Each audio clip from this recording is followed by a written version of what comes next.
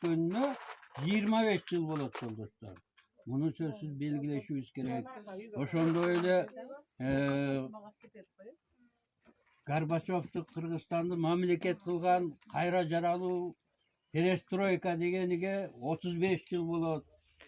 Биринчи президентибиз Аскар Акаевдин шайланышына 30 жыл болот.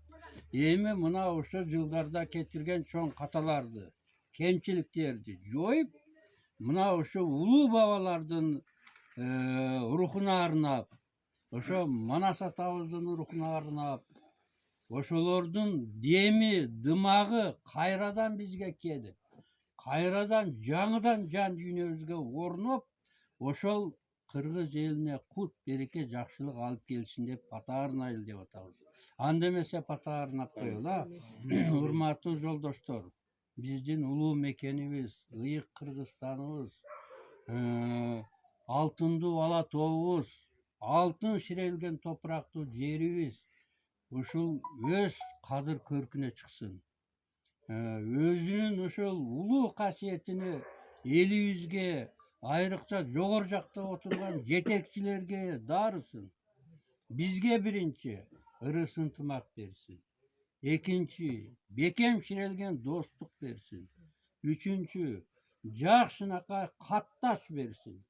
Төртүнчү, дайыма бири-бирибизди угуп, ушу талкуулашып, маектешип, бири-бирибиздин жан дүйнөбүзгө орногон жакшынакай катташуу, адамгерчилик, меймандостук берсин. Эң биздин күткөн үмүтүбүз ошол Ак үйдө отурган, жогорку кеңеште отурган, мамлекетте отурган, бизнесте отурган, ишкердикте отургандарга тобо топук берсин. Ошолорго жакшынакай бир жаңы ниет берсин. Жаңы ойлар чирелсин башына. Жаңы акыл келсин. Элибиз эркиндиктин көркүн чыгарсын, өнөлү, өсөлү, ата мекенибиз гүлдөй берсин.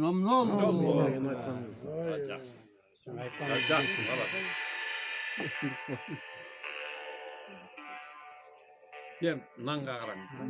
Чайга караңыз. Дымкы чека, нанга караңыз.